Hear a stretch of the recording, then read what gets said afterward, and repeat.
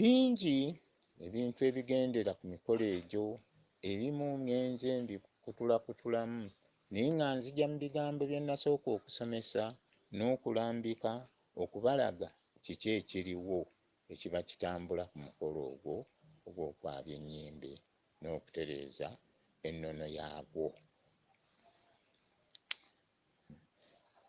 Abantu bano oba abaana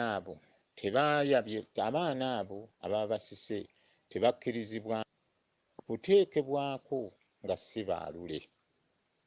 Baasookanga okwalula abaana abo era baabuuzanga nti omusika agenda okuteekebwako mwalule.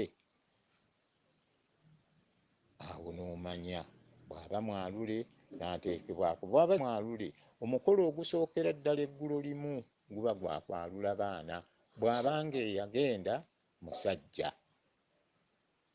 bwe luba nga olumbe lwa mukyala tebaaluliramu. Olumbe olwalulirwamu luba lwa musajja mwe mwalulira abaana.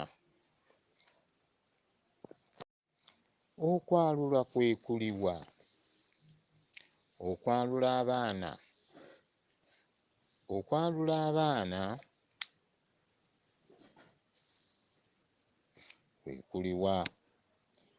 Ebika bya Buganda byayalulanga abaana. Okwalula okwo kwe kwalinga okukakasa nti omuntu oyo mwana wa kika ekyo. Abaana abo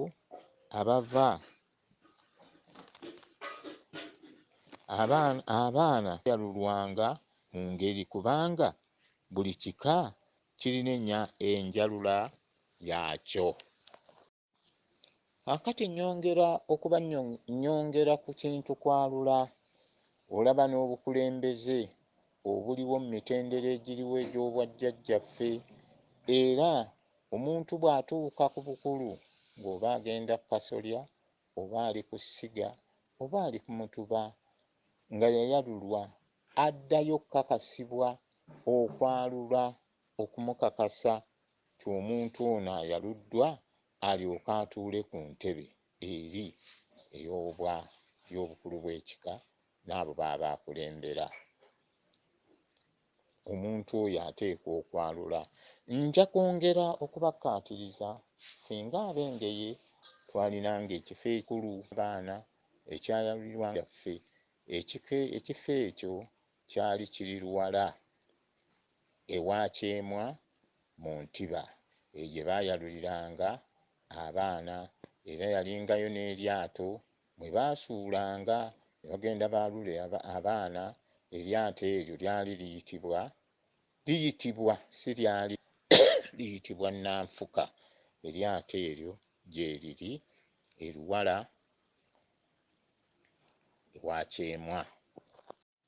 Abantu bano okwalula abaana kungi, n'emmituba egimu baayalulanga. Akati njagala okwongera ku mutuba gwange, nze mwenva mu mutuba gwa Ggayi e Bugayi, naye ng'omutuba ogwo twayalulanga abaana nga tubaalulira ku lusozi olwo Bugayi. Abaana abo ne tubassa mu nnyanga eri ku lusozi okwo.